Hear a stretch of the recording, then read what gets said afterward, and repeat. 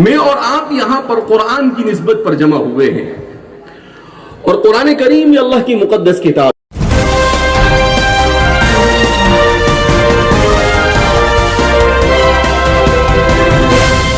اگر آپ نے ابھی تک ہمارا چینل سبسکرائب نہیں کیا تو ابھی سبسکرائب کریں۔ السلام علیکم، آداب دوستو۔ انواع مدرسے میں جو پروگرام ہوا اسی کا بیان ہم نے لے کے آیا، تو بنے رہے دوستو، پوری جانکاری آپ کو ہم دیں گے۔ بہت ہی پیارے انداز میں جو بیان ہوا، تو پوری جانکاری آپ کو ہم دینے والے۔ اجنتا نیوز کو لائک کریں، شیئر کریں، سبسکرائب کریں۔ پر آج کی اس مجلس میں حاضر ایک شخص کی نگاہ ہے، جس شخصیت کو اچھل کر دیکھ رہی ہے، جس شخصیت سے ملنے کی آرزو آپ تمام کے دلوں میں ابھر کر اچھل کر باہر آتی ہوئی آپ کے لبوں اور آپ کے آنکھوں سے نظر آ رہی ہے۔ یہ وہ شخصیت ہے جو جانشین خادم القرآن والمساجد ہے۔ یہ وہ شخصیت ہے جس نے عصری علوم کو علاقہ مراٹھواڑہ میں ایک نیا عروج بخشا ہے۔ یہ وہ شخصیت ہے جو ماہر تعلیمات ہے۔ یہ وہ شخصیت ہے جو عصری علوم کو لے کر علاقہ مراٹھواڑہ میں اتنا فری۔ اس شخصیت نے علاقہ مراٹھواڑہ ہی نہیں بلکہ پورے ملک میں اتنی محنتیں کی کہ آج ہمارے نوجوانوں کے دلوں کے اندر، آج ہمارے نوجوانوں کے لبوں کے اوپر پوچھا جائے کہ آپ کیا بننا چاہتے ہو تو یہ شخصیت کا صدقہ طفیل ہے، ان کے والد کی دعاؤں کا اثر ہے کہ آج ہمارا نوجوان ہمیں ڈاکٹر، انجینئر اور وکیل بننے کی خواہش کو ظاہر کرتا ہے۔ میں سمجھ رہا ہوں اور میں یہ سمجھ چکا ہوں کہ اب آپ اس شخصیت کی نظر اور آپ اب اس شخصیت کے چہرے کو اپنی آنکھوں سے دیکھ رہے ہوں گے۔ میں بات کر رہا ہوں جانشین خادم القرآن والمساجد کی، میں بات کر رہا ہوں خلف رشید ولد صالح حضرت رئیس جامعہ حضرت مولانا حذیفہ صاحب وستانوی کی۔ میں آپ سے سوال کرنا چاہوں گا کہ آپ خلف رشید ولد صالح حضرت رئیس جامعہ کو اسٹیج پر دیکھنا چاہتے ہیں؟ جواب دیجئے ہاں، تاکہ ماحول بیدار ہو۔ اگر آپ بیدار ہے تو جواب دو۔ کیا آپ جانشین خادم القرآن کو اسٹیج پر دیکھنا چاہتے ہیں؟ کیا آپ آفتاب ہند کو دیکھنا چاہتے ہیں؟ جواب دیجئے، کیا آپ مفسر قرآن کو دیکھنا چاہتے ہیں؟ کیا آپ شیخ الحدیث کو دیکھنا چاہتے ہیں؟ کیا آپ اس شخصیت کو دیکھنا چاہتے ہیں جو عصری علوم کا بول بالا کر رہی ہے؟ کیا آپ اس شخصیت کو دیکھنا چاہتے ہیں جس شخصیت کی بنا پر آج نوجوان موٹیویٹ ہو رہے ہیں، اور جس شخصیت کی محنتوں کا صلہ ہے کہ چمن وستانوی گلگلا رہا ہے، چمن وستانوی ڈگمگا رہا ہے، اور چمن وستانوی میں یہ رونق افروز گلگاریاں سنائی دے رہی ہے۔ بسم اللہ الرحمن الرحیم، الحمدللہ رب العالمین، والعاقبۃ للمتقین، والصلاة والسلام على سید الانبیاء والمرسلین، سیدنا وحبیبنا وحبیب رب العالمین محمد وعلى آلہ واصحابہ ومن هدى بهدیہ الى یوم الدین۔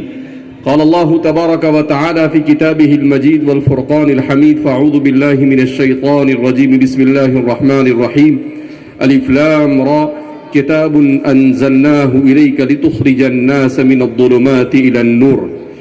وقال النبي صلى الله عليه وسلم القرآن حبل الله المتين، أو كما قال صلى الله عليه وسلم۔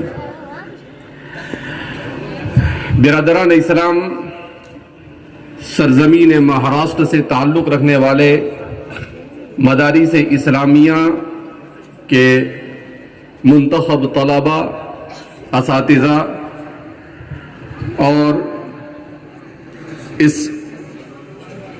گلشن اور چمن کو سینچنے کی محنت کرنے والے ہمارے محترم حضرات،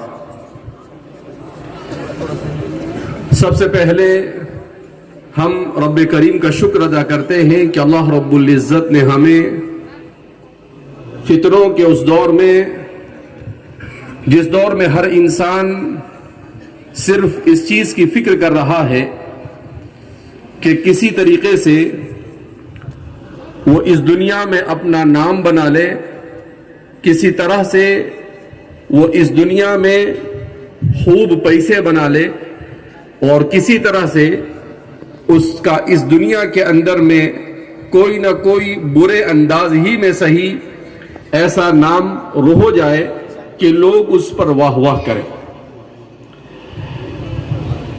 مجھے اور آپ کو اللہ رب العزت نے اسلام اور ایمان کی نعمت سے مالا مال کیا۔ کہتا ہے کہ زندگی کیسے گزاری جائے۔ اس سلسلے میں عام طور پر ہمارے ان جلسوں کے اندر جو ایک بات یہ در آئی ہے کہ تعریف کے پل باندھے جاتے ہیں۔ احادیث مبارکہ میں نبی کریم صلی اللہ علیہ وسلم نے اس چیز سے منع کیا ہے۔ آپ صلی اللہ علیہ وسلم اس چیز کو پسند نہیں کرتے تھے۔ کیوں؟ اس سے دو قسم کے نقصانات ہوتے ہیں۔ اس سے ایک نقصان تو یہ ہوتا ہے کہ جس کی تعریف کی جاتی ہے اس کے اندر عجب اور کبر کا امکان بڑھ جاتا ہے، جو اللہ کو بالکل پسند نہیں ہے۔ اور اسی عجب اور کبر کی وجہ سے شیطان کو اللہ رب العزت نے اپنے دربار سے نکال دیا، ابا واستکبر وکان من الکافرین۔ دوسرا یہ کہ اسلام نے مجھے اور آپ کو جو مزاج دیا ہے وہ مزاج یہ ہے کہ تعریف سوائے رب ذوالجلال کے تعریف کا مستحق اور کوئی نہیں۔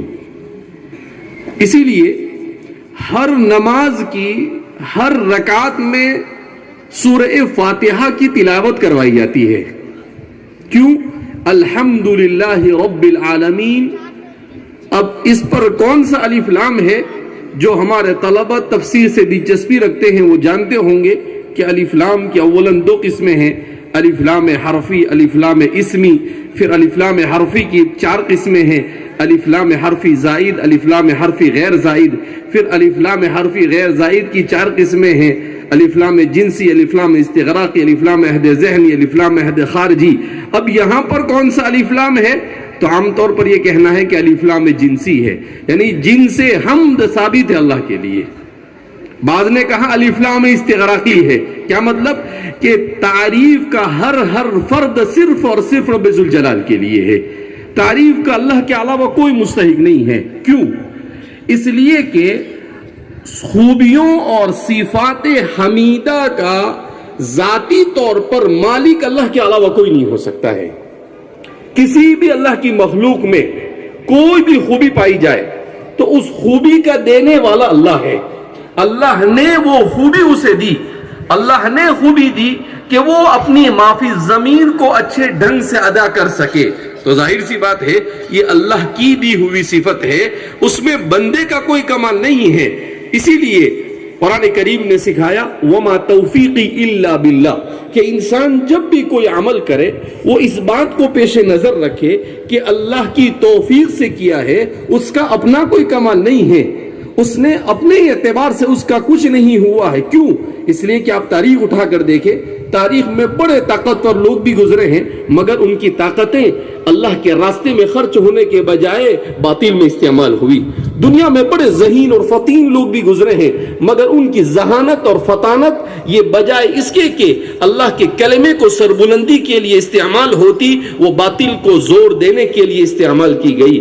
دنیا میں بہت سارے قسم کی صلاحیت کے لوگ گزرے ہیں، کسی کو اللہ نے اچھی آواز دی ہے تو وہ گانا گا کر اپنی صلاحیت کو اللہ کی نافرمانی میں استعمال کر رہا ہے، اور کسی کو اللہ نے آواز دی مگر ساتھ میں اس نے توفیق دی کہ وہ اللہ کی کتاب پڑھے تو شیخ عبد الباسط کے طرح کے لوگ وجود میں آئے، مگر ایسے بہت کم لوگ آپ کو ملیں گے، اور یہ صرف اور صرف اللہ کی توفیق سے ہو سکتا ہے۔ اللہ کی توفیق کے بغیر دنیا میں کچھ نہیں ہوتا ہے۔ قرآن کریم میں اللہ رب العزت فرماتے ہیں وَمَا تَشَاءُونَ إِلَّا أَن يَشَاءَ اللَّهُ، تمہاری چاہت سے کچھ نہیں ہوتا، جو کچھ ہوتا ہے وہ صرف اور صرف کس کی چاہت سے ہوتا ہے؟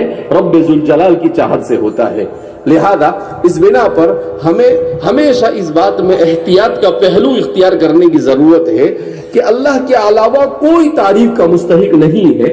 کسی کے بارے میں کوئی بات بیان کی جائے تو اس کو اس انداز میں بیان کیا جائے کہ ٹھیک ہے ان کا تعارف ہو جائے مگر اس کو بہت زیادہ اس طور پر بیان کرنا کہ جس کی وجہ سے مختلف قسم کی خرابیاں وجود میں آئے، یہ بہرحال اس سے بچنا چاہیے گا۔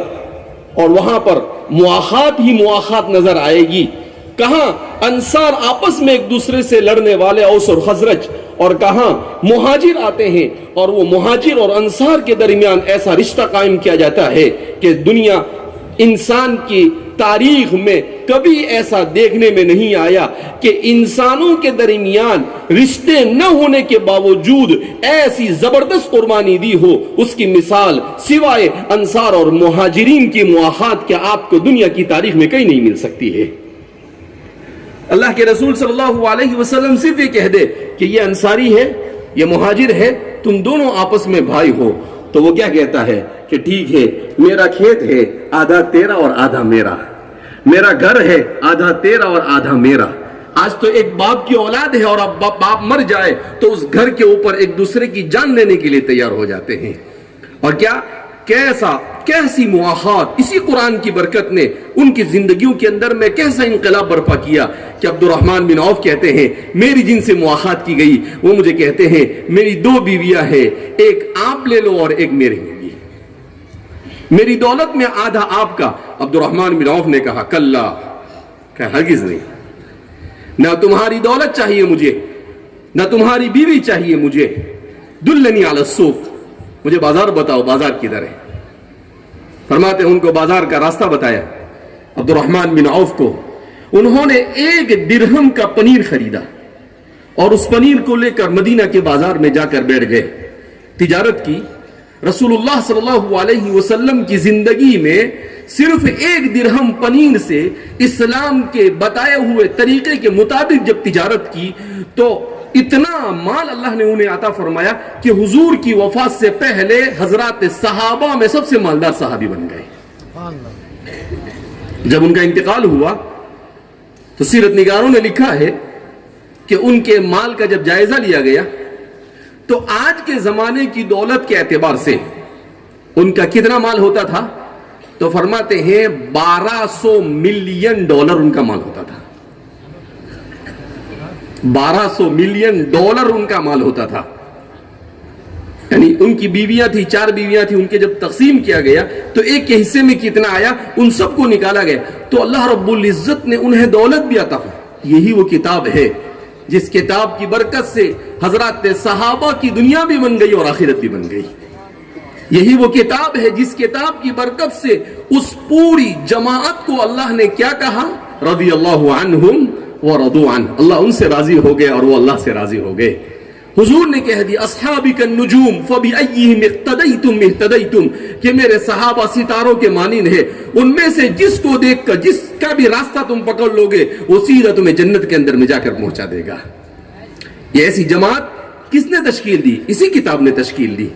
उस जमाने में तो अभी नुस्खा उसका मुसहफ भी नहीं बना था, मगर उनके सीनों में और उनकी जिंदगियों के अंदर में कुरान था। आज हमारे पास बड़े खूबसूरत नुस्खे तैयार हो गए मगर हमारी जिंदगियों में कुरान नहीं रहा। तो जरूरत इस बात की है किताबुल्लाह से अपने आप को मुंसलिक किया जाए। तो इस वक्त ये सबसे बड़ी जरूरत है।